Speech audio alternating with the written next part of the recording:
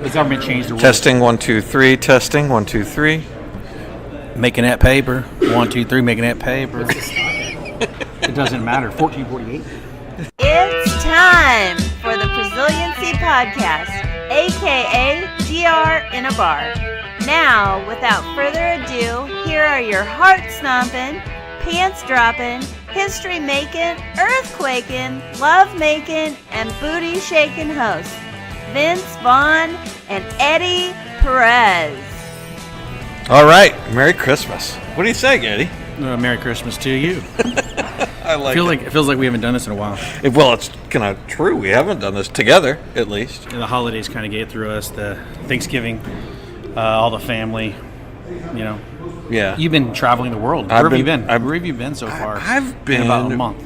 A lot of Houston, you know, a lot of Austin, a lot of Dallas, and a lot of St. Louis. I literally have been a lot of Oklahoma too. What's your favorite state in the last month?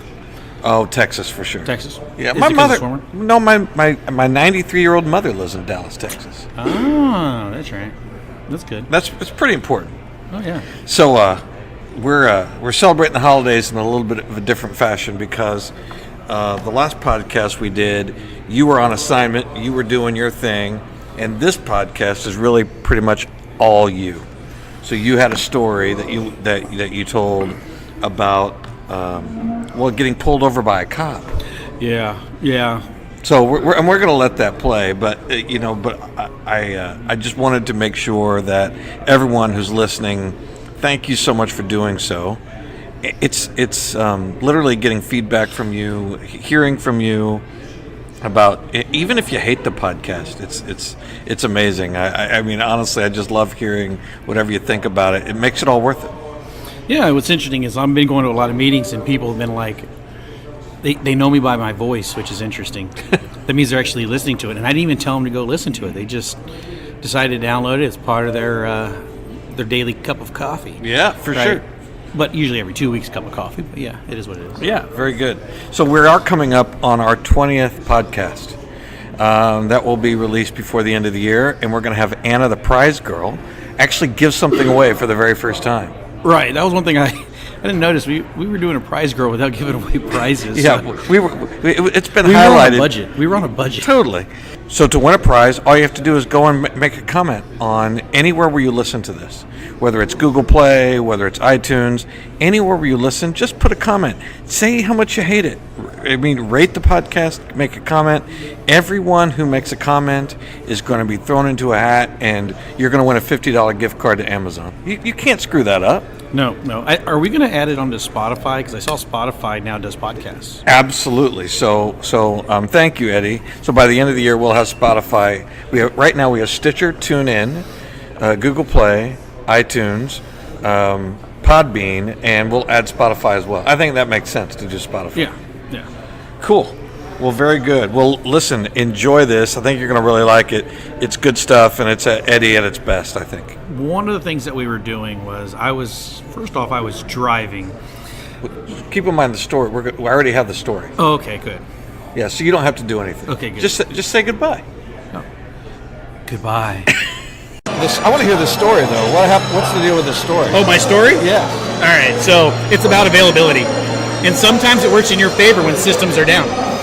So last night, I'm driving on the highway, and I'm driving back on 435, and I'm going south, or going north, back home.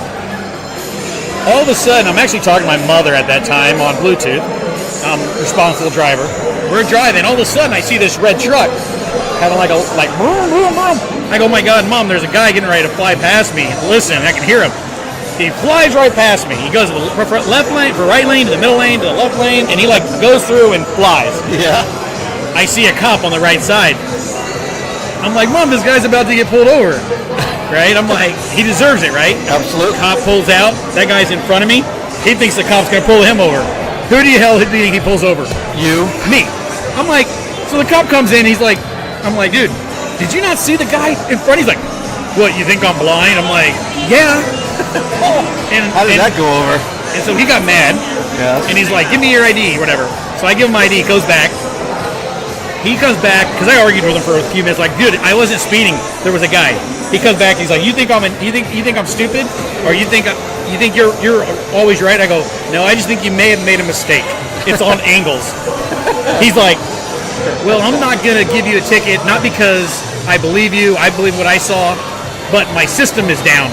Oh, and I can't give you a ticket. Because he was acting there for like 10 minutes. I'm like, what the hell's going on with this guy? That is awesome. I was like, is he writing a ticket from from some old Latin language? And he's like, he throws the my ID at me, like just flings it. Yeah. I'm like, whatever. And I'm like, that shows you his system's down. That means he has no access to write tickets, which means they already lost money because the ticket probably been $100 to $150, right? Yeah. Which I would have thought. So money right there is lost, and how many cops do you think could have access to the system? Right? It also becomes a safety concern, right? So it's something that availability, hopefully their system was running in the cloud at that point in time, and I didn't have, it went down. But that's hilarious. But I was going to tell them, I can sell you a system that'll actually keep uptime. But I didn't want to get beat. Because I am Hispanic / Mexican, and I didn't want to get deported, so I'm pretty good. I'm thinking of Joe Pesci in Goodfellas when he's telling the story about getting his ass kicked by the police officer. And instead of Joe Pesci, it's Eddie Perez. But it was, I think, actually, you know what? The cop was the same size as Joe Pesci, and he actually looked like Joe Pesci, ugly brother. That's awesome. Well, an ugly brother of Joe Pesci. Wow. Joe Pesci's one good-looking dude, though. Oh, for sure. This has been a Passage Digital presentation. Remember to back that shit up.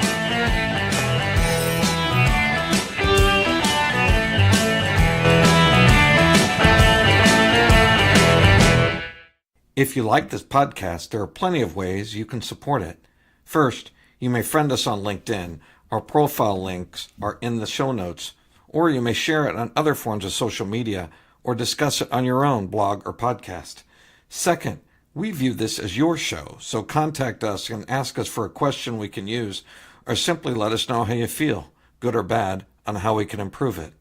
Third, rate us in the app stores and leave us reviews. If you hate us, feel free to 1-star that shit. But remember, 5 stars give you total consciousness on your deathbed, so you have that going for you, which is nice. And lastly, please visit us on the web at prosiliency.com, PROSILIENCY.com.